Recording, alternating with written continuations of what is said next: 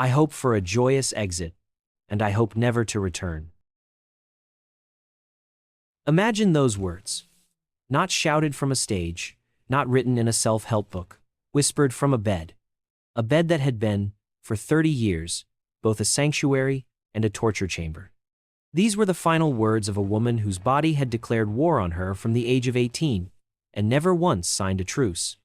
Before she was an icon printed on a tote bag, before her unibrow became a revolutionary statement of beauty, before her self-portrait sold at Sotheby's for a staggering $34 million, she was just a girl.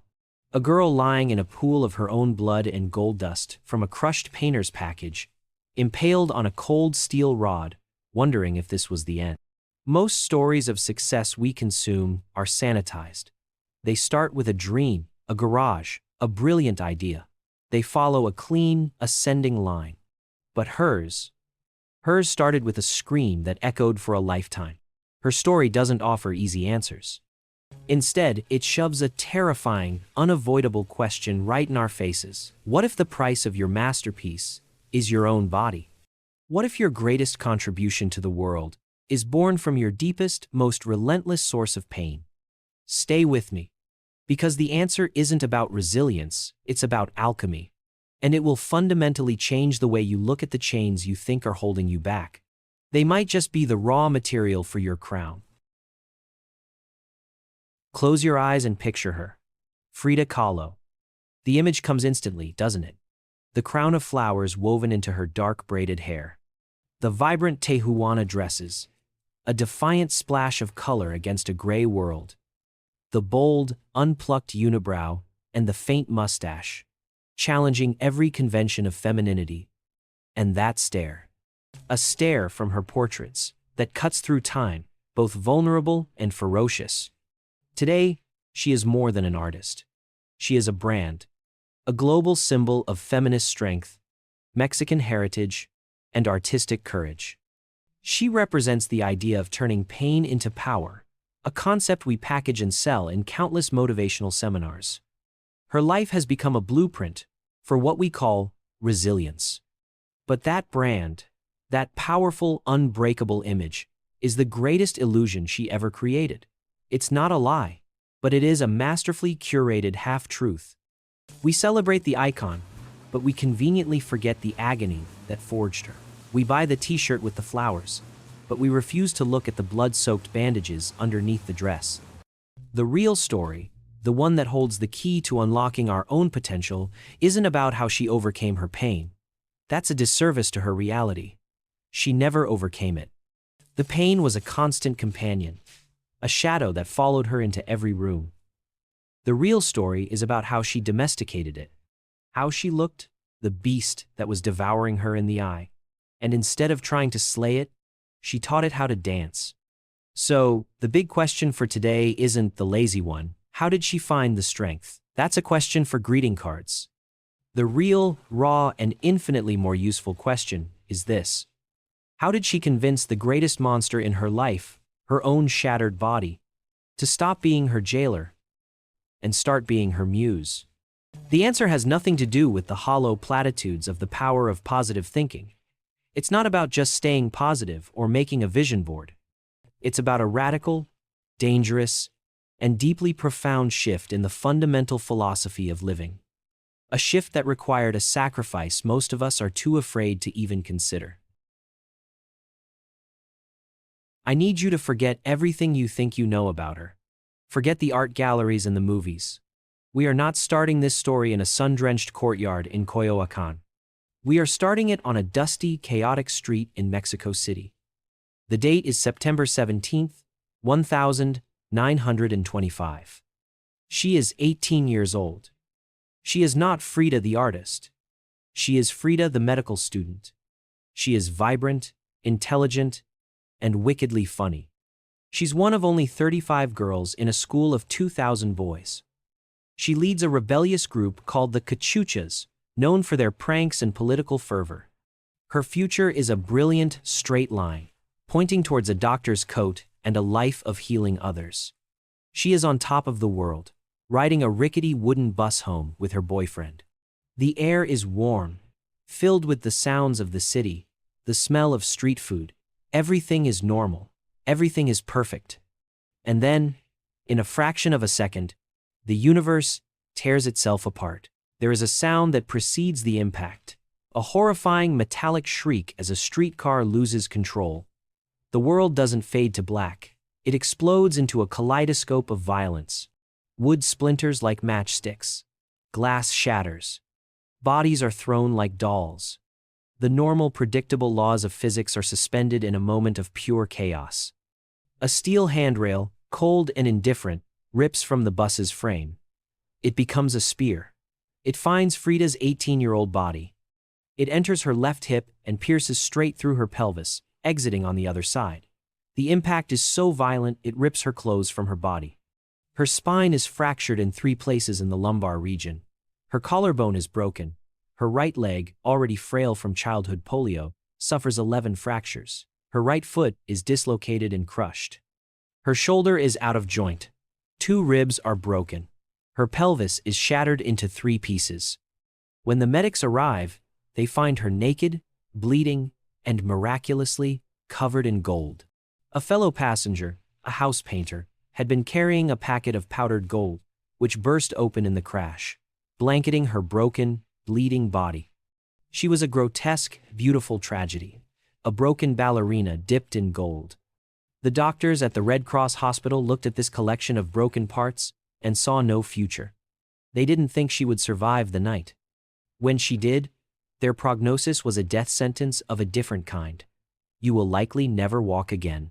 You will never bear children. Her dream of being a doctor, a life of movement and action, of healing others, didn't just fade away. It was murdered, right there on that operating table.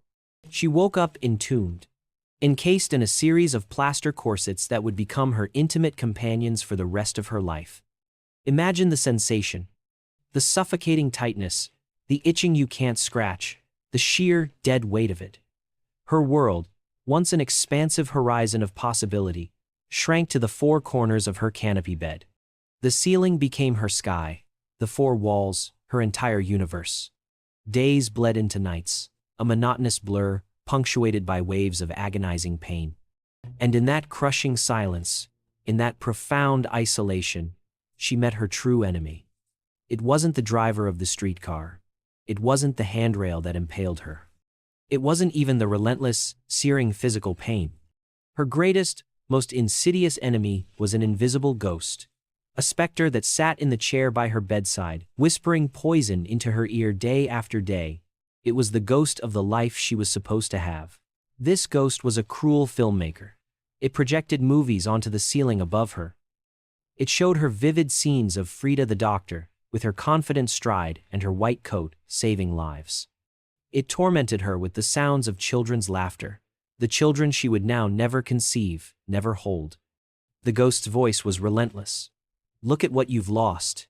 You are a ruin, a fragment of a woman. This bed is not a place of healing. It is your tomb. You failed. Her one critical mistake in that initial darkness, she believed the ghost. She fell into a chasm of depression so deep it felt like a physical place. The plaster cast was a prison for her body, but the ghost's whispers built a far more inescapable prison for her mind. This was the true rock bottom. Not the crash, but the moment after, when a body was broken, and a spirit was on the verge of surrendering to despair. It was the ultimate test, demanding a level of stay hard that seemed superhuman. Now, this is the part of the story where a typical motivational speaker would tell you, and then, she found her inner strength. She decided to fight back. She proved them all wrong. We love that narrative. It's clean. It's inspiring. It's also a lie. The life-altering turning point for Frida Kahlo was not an act of defiance. It was a profound act of surrender. But here is the crucial distinction. She didn't surrender to the pain or to her fate. She surrendered to the truth of her new reality. The counterintuitive, world-shaking lesson she learned in the crucible of that bed was not, fight to reclaim the life you lost.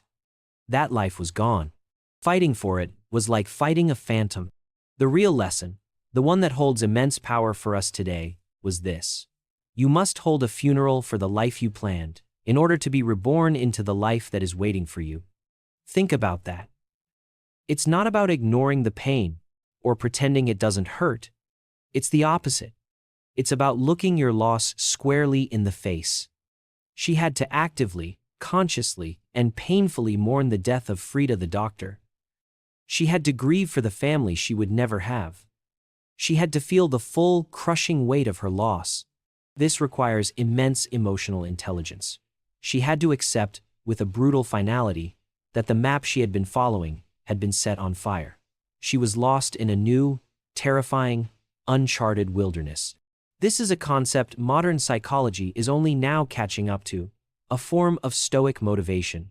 It's the understanding that freedom doesn't come from changing our circumstances, but from changing our relationship to them.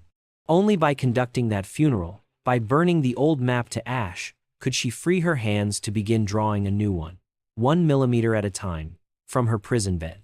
This is the start of a real healing journey. So, how do you draw a new map of your world when you are pinned to one spot, unable to move? How do you begin a journey of self-development when you can't even take the first step? Her father, Guillermo Kahlo, a photographer and artist himself, understood something essential. He didn't offer his daughter empty platitudes or books on motivation. He offered her tools. His response was not one of pity, but of profound creative pragmatism. He commissioned a special easel, a device that could be slid over her bed, allowing her to work while lying on her back. And then, he did something that would change the course of 20th century art. He mounted a massive mirror onto the canopy of her four-poster bed. Suddenly, her world, which for months had been a blank, white ceiling, became a single, inescapable image. Her own face. Imagine the courage that took. To be forced, day after day, to confront your own reflection when you feel broken, trapped, and ugly. To see the lines of pain etched around your eyes, the pallor of your skin, the metal and plaster that caged your torso, there was nowhere to hide. This is where her unique artistic philosophy was forged. While most artists of her time were looking outward, painting landscapes, portraits of the wealthy, grand historical scenes, Frida was forced to look inward. Her confinement became her subject. Her pain became her paint. "I paint myself," she famously said, "because I am so often alone, because I am the subject I know best." This wasn't an act of narcissism. It was an act of radical self-exploration. A spiritual journey, conducted with brushes and oil paint. She didn't use the mirror to paint a prettier, idealized version of herself. She used it like a surgeon's scalpel. She dissected her own reality on the canvas. Her first serious work from this period, Self-Portrait in a Velvet Dress, is a declaration. She presents herself as regal, dignified, but with a sadness in her eyes that is unmistakable. She was documenting her truth. There were no excuses. Now, let's apply the spotlight on a flaw method here, to keep her from becoming a plaster saint. Frida was no gentle, suffering soul. She was a force of nature. She had a volcanic temper, a tongue that could cut glass, and a capacity for drinking tequila that would put sailors to shame. Her lifelong relationship with the great muralist Diego Rivera was a chaotic masterpiece of passion, infidelity, and heartbreak. And above all, she was fiercely, defiantly proud. This pride was both a flaw and her greatest weapon. In her deepest agony, she would adorn herself. She would paint her plaster corsets with butterflies and hammers and sickles. She would put on her finest clothes and jewelry just to be moved from her bed to a wheelchair. This wasn't vanity. It was warfare. It was a daily act of defiance that screamed to the world, and to herself, "I am not just my broken body, I am a fiesta." This fiery, flawed, magnificent pride is what made her art so powerful. It was real. So what is the takeaway for us? How do we apply this raw, sometimes brutal philosophy to our own lives, to our own plaster casts, which might be less visible, but just as confining? We can distill her process into a practical formula. Let's call it the Kahlo Canvas Method. It's a 3-step guide to developing a true abundance mindset, not by chasing more, but by deeply engaging with what is. Step 1. Mount your mirror. This is the hardest step. You must stop running. Stop distracting yourself. Stop pretending. Your plaster cast? Is it a mountain of debt? A soul-crushing job? A profound loneliness? A lack of study motivation for the goal you claim to want? You have to look at it. I mean, really look at it. Don't just acknowledge it. Study it. Get a journal and write about it with brutal honesty. What does it feel like? What is it costing you? What lies have you been telling yourself about it? This act of radical self-confrontation is the non-negotiable first step to any meaningful personal development. True clarity begins here. Step 2. Find your colors. Once you've faced your limitation, you must perform a radical inventory of the tools you have right now, within arm's reach of your current bed. Frida had her paints and brushes. What do you have? Maybe it's not a tangible skill. Maybe your color is your resilience, your sense of humor, your network of 2 loyal friends, your ability to write a compelling email, your hour of silence before the kids wake up. We waste so much time wishing we had a fully stocked art studio when we have a pencil and a napkin right in front of us. The discipline to use what you have is infinitely more powerful than the dream of having more. This is the essence of what it means to stay hard and resourceful. Step 3. Paint your truth. This is where the alchemy happens. You must start creating from your limitation, not in spite of it. Your struggle now becomes your subject matter. If you're battling social anxiety, don't wait until you're cured to start your project. Start a podcast about the daily, awkward, terrifying journey of overcoming it. If your business failed, don't hide it. Write a book about the 10 critical lessons you learned from the ashes. This is how you achieve your SMART goals in the real world. You turn the poison into the antidote. You transform your struggle from a source of private shame into a source of public strength. A story? A work of art? You literally let it burn and use the flames to forge something new. Now, let's return to where we began. To that quiet room. To those final haunting words. I hope for a joyous exit, and I hope never to return. Hearing them at the start of our journey, they sounded like defeat. The weary sigh of a woman broken by a life of pain. A surrender. But now, can you feel the difference? After walking through the wreckage with her, after lying in that bed, after watching her mix her tears with her paint, we can see those words in a new light. They are not the words of a victim. They are the words of a warrior who has finished her war. She wasn't hoping to escape life. She had lived more life, more color, more passion, and more brutal honesty from her bed than most people do in a lifetime of perfect health. She was simply ready to graduate, ready for a final release from the battlefield of her body. The work was done. The masterpiece was complete. Frida Kahlo never got her perfect life. She never got the life she was supposed to have. And that is the greatest gift she gave to us. Because her story is the ultimate motivational message, a sacred text for the imperfect, the broken, the people who feel trapped. Her life screams at us that the masterpiece is not the life devoid of pain. The masterpiece is the thing you build in the heart of the fire. The true wealth creation of a human life is not found in a bank account, but in the richness of spirit you forge from your struggles. You do not need a perfect body. You do not need a perfect childhood. You do not need a perfect business plan. You need a mirror. You need to find your colors. And you need the ferocious courage to paint your own, messy, beautiful, and unapologetic truth. Be grateful for your cracks, for that is how the light gets in. Be grateful for your struggle, for it is the only thing that can give you a story that matters. That is her ultimate philosophy. So, I ask you, as we close, what is the plaster cast you are wearing right now? What is the unseen limitation you've been pretending isn't there? Don't just think about it. Name it. In the comments below, if you feel brave enough, share it. Let's create a space, not for our highlight reels, but for our honest works in progress. Let's talk about the canvases we are painting, because that is where all true art and all true life begins. Thank you for listening to the 500 Millionaire Blueprint.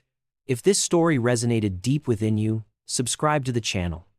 Your journey of self-development is our shared mission. Now go, mount your mirror,